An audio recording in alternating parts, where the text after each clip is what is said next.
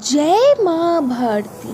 समाचार अखिल ब्रह्मांड की, भूत भविष्य वर्तमान की पीएमए समाचार चैनल में मैं अनुष्का आपका हार्दिक स्वागत करती हूँ। अंतर्राष्ट्रीय जगत से आयरलैंड, जिसे आयरलैंड गणराज्य भी कहा जाता है, उत्तरी पश्चिमी यूरोप का एक संप्रभु राज्य है जिसका आयरलैंड द्वीप की 32 काउंटियों में से 6 पर आधिपत्य है। इस देश की राजधानी और सबसे बड़ा शहर डबलिन है, जो द्वीप के पूर्वी भाग में स्थित है और जिसका महानगरीय क्षेत्र देश की 4.75 मिलियन निवासियों में से 1/3 का घर है। यूनाइटेड किंगडम के एक हिस्से उत्तरी आयरलैंड के साथ यह राज्य उनकी एकमात्र भूमि साझा करता है। भारत और आयरलैंड के बीच द्विपक्षीय संबंध मोटे तौर पर बहुत अच्छे रहे हैं। दोनों देशों के बीच ब्रितानी साम्राज्य के अधीन रहे हैं और दोनों ने स्वतंत्रता के लिए ब्रिटेन के विरुद्ध संघर्ष किया। इतना ही नहीं, दोनों की स्वतंत्रता आंदोलन में कई समान कड़ियां भी रही हैं। चाइना और आयरलैंड के बीच अंतर्राष्ट्रीय संबंध हैं। आयरलैंड और चाइना के बीच पहली बार द्विपक्षीय संबंध स्थापित किए गए थे 22 जून 1997 में।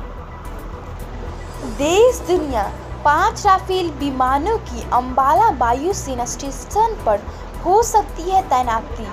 29 जुलाई को IAF में हो सकती है शामिल। शिक्षा, हरियाणा बोर्ड 12वीं के नतीजे आज होंगे जारी। संस्कार, अयोध्या 3 चरणों में पूरा होगा। मंदिर के भूमि पूजन का विधान। पर्यावरण, तुंगभद्रा नदी दक्षिण भारत में बहने वाली एक पवित्र नदी है। यह कर्नाटक एवं आंध्र प्रदेश में बहती हुई आंध्र प्रदेश में एक बड़ी नदी कृष्णा नदी से मिल जाती है। रामायण में तुंगभद्रा को पंपा के नाम से जाना जाता था। तुंगभद्रा नदी का जन्म तुंगा एवं भद्रा नदियों के मिलन से हुआ है। ये पश्चिमी घाट के पूर्व ढाल से होकर बहती है। पश्चिमी घाट के गंगामूला नामक स्थान से समुद्र तल से कोई 1197 मीटर की ऊंचाई से तुंग तथा भद्रा नदियों का जन्म होता है, जो शिमोगा के पास जाकर सम्मिलित होती है, जहां से इसे तुंगभद्रा कहते हैं। आविष्कार, ट्रेन यानी कि रेलगाड़ी। ट्रेन आज दुनिया का सबसे बड़ा ट्रांसपोर्ट का साधन है। आज दुनिया में करोड़ों यात्री एक दिन में एक स्थान से दूसरे स्थान पर जाने के लिए ट्रेन का इस्तेमाल करते हैं। आज दुनिया की 90% आबादी ट्रेन से सफर करती है। ट्रेन ने लोगों की जिंदगी में क्रांतिकारी परिवर्तन किया है और ट्रेन से केवल यात्री ही नहीं बल्कि बहुत सी जरूरतमंद चीजों को एक स्थान से दूसरे स्थान तक पहुंचाया जा सकता है। इसके बारे में तो आपको पता ही होगा, क्योंकि आपने भी ट्रेन से यात्रा की होगी। ट्रेन एक तो सस्ता ट्रांसपोर्ट का साधन है और दूसरा यह बहुत आरामदायक और साधन है जिससे यात्री एक स्थान से दूसरे स्थान पर आरामदायक सफर कर सकता है। यदि आप कभी रेल परिवहन के इतिहास के बारे में अधिक जानना चाहते हैं तो यहाँ से पता चलता है कि आधुनिक गाड़ियों के लिए प्रेरणा कहाँ से मिलती है। भाप इंजन की शुरुआती दिनों में दुनिया भर में रेल नेटवर्क के प्रसार में पहले सब्वे का निर्माण हुआ।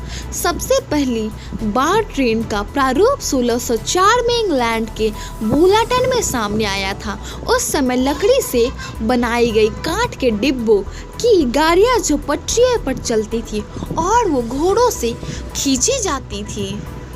और बाद में पेशे से इंजीनियर रिचर्ड ट्रेवेथिक को पहली बार भाप के इंजन को रेलवे इंजन के रूप में इस्तेमाल किया गया, जो पहला रेलवे इंजन था। और पहली बार भाप ट्रेन 1800 के प्रारंभ में हुई। 21 फरवरी 1804 को विश्व की पहली रेलवे यात्रा तब हुई जब ट्रेवेथिक नामक लोकोमोटिव स्टीम इंजन ने एक ट्रेन की खींच लिया। महापुरुष महर्षि मेहिदास का जन्म 28 अप्रैल 1885 ईस्वी में हुआ था। महर्षि मेहि या सद्गुरु महर्षि मेहि परमहंस जी महाराज 19वीं सदी के भारतीय रहस्यवादी कवि और संत थे। वे हिंदी साहित्य के भक्तिकालीन युग के ज्ञानाश्रयी निर्गुण शाखा की काव्य धारा के प्रवर्तक थे। इनकी रचनाओं ने भारतीय प्रदेश के भक्ति आंदोलन को गहरे स्तर तक प्रभावित किया। उनके लेखन आधुनिक विद्वानों के साहित्यों में मिला करता है। ये परम प्रभु परमात्मा की उपासना अपने शरीर के अंदर ही और नाद ध्यान की साधना द्वारा करने में विश्वास रखते थे। इन्होंने सामाजिक भेड़ या धसान भक्ति की निंदा की, सामाजिक बुराइयों की सख्त आलोचना अपने प्रवचनों में की। गीता में फैले भ्रामक विचारों पर इन्होंने बहुत प्रकाश डाला। राज्य पंजाब का इतिहास। पंजाब शब्द का सबसे पहला उल्लेख इन बतूता के लेखन में मिलता है, जिसने 14वीं शताब्दी के इस क्षेत्र की यात्रा की थी।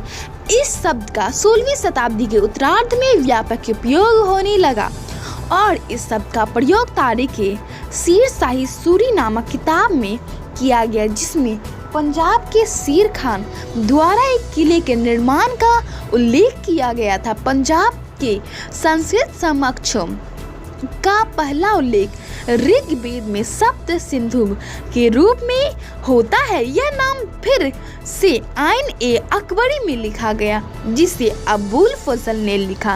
उन्होंने यह भी उल्लेख किया कि पंजाब का क्षेत्र 2 प्रांतों में विभाजित है, लाहौर और मुल्तान। इसी तरह आइन अकबरी के दूसरे खंड में एक अध्याय का शीर्षक इसमें पंजाब शब्द भी शामिल है। मुगल राजा जहांगीर ने तुस इन जानगेरी में भी पंजाब शब्द का उल्लेख किया। पंजाब जो फारसी भाषा की उत्पत्ति और भारत की तुर्की आक्रमणकारियों द्वारा प्रयोग किया जाता है। पंजाब का शाब्दिक अर्थ 5 पानी अर्थात 5 नदियों की भूमि, जो इस क्षेत्र में बहने वाली 5 नदियों का संदर्भ करता है। अपनी उपज भूमि के कारण इसे ब्रिटिश भारत का भंडार घर बनाया गया। खेत खलिहान। सेम एक प्रकार का लता है जिसकी फलियों को खाने के लिए प्रयोग किया जाता है। सेम की फली में बहुत सारी पौष्टिकताएं होने के कारण आयुर्वेद में सेम की औषधि के रूप में इस्तेमाल की जाती है। सेम के प्रत्येक फली में 4 से 5 बीज होते हैं जो अंडाकार होती हैं। सेम की फली को गला और पेट का दर्द, सूजन, बुखार, अल्सर जैसे अनेक बीमारियों के उपचार के लिए प्रयोग में लाया जाता है। सेम के फायदे: गले का दर्द दूर करे, दस्त से दिलाए राहत।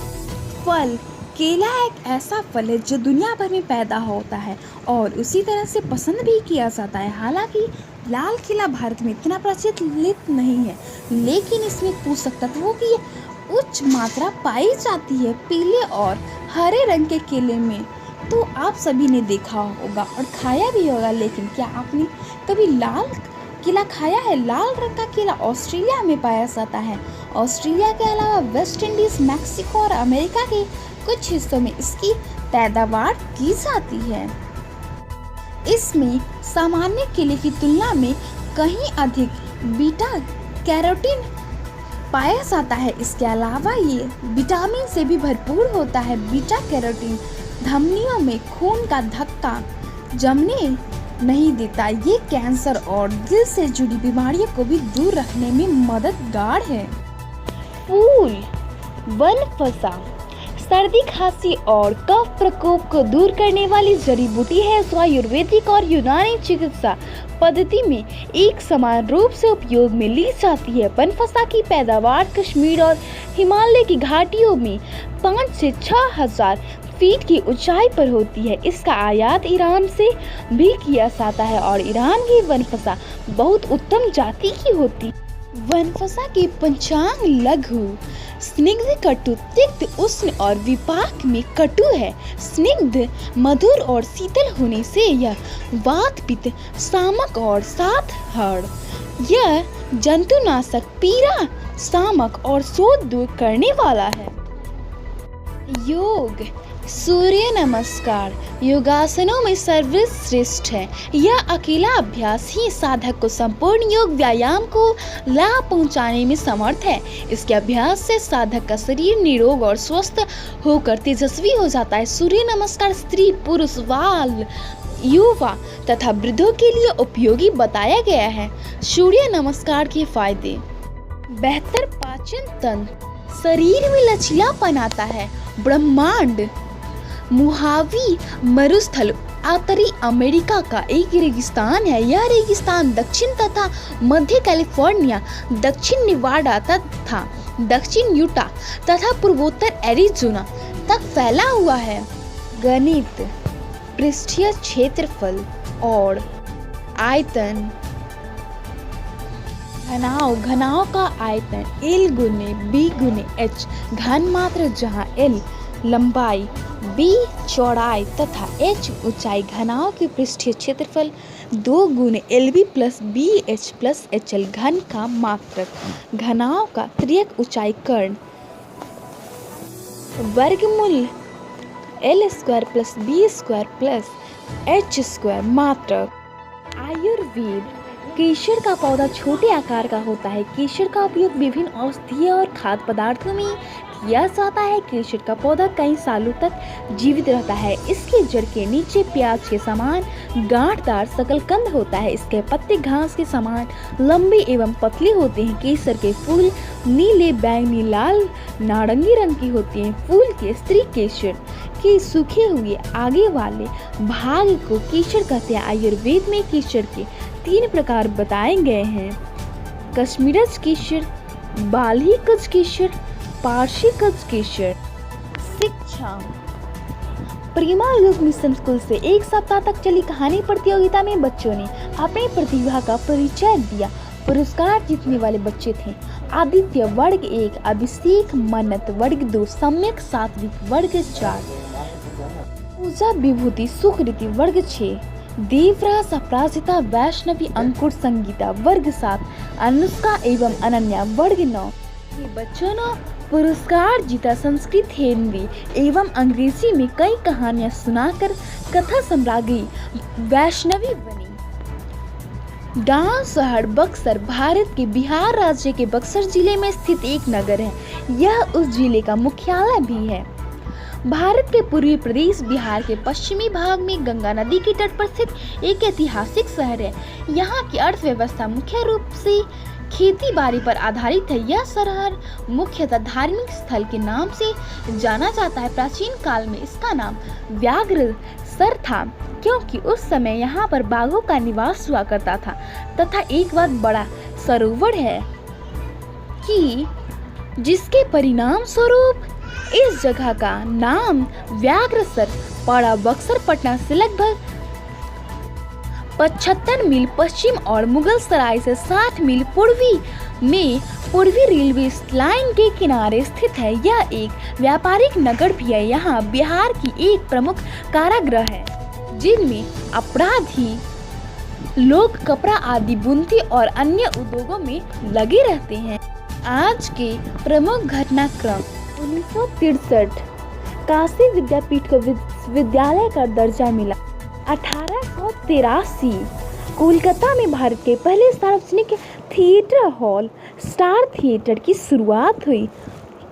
356 ईसा पूर्व युवा हेरोस्ट्रेटस ने अपनी प्रसिद्धि के लिए प्राचीन विश्व के 7 आचार्यों में शामिल आर्टेमिस के मंदिर में आग लगा दी।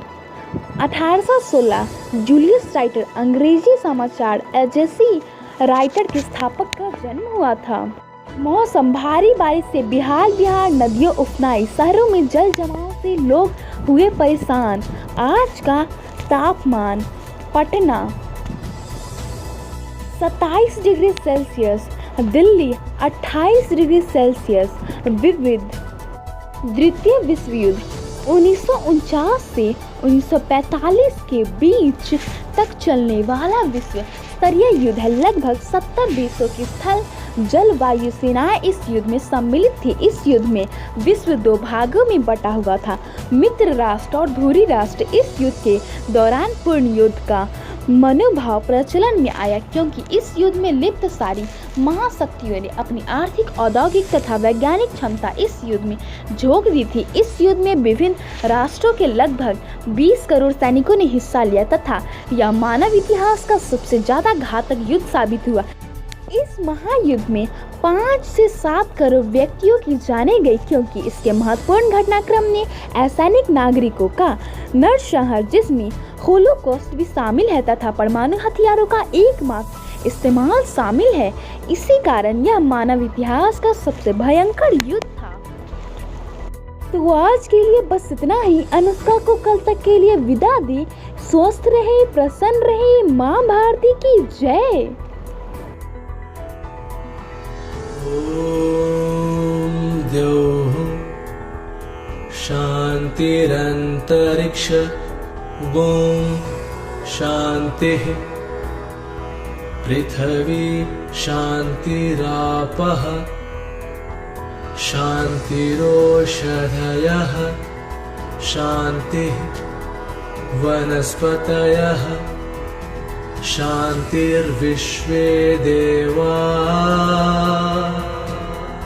शान्ति ब्रह्म शान्तिः सर्वगुण शान्ति शान्तिरेव शान्तिः सामा शान्तिरेधि ॐ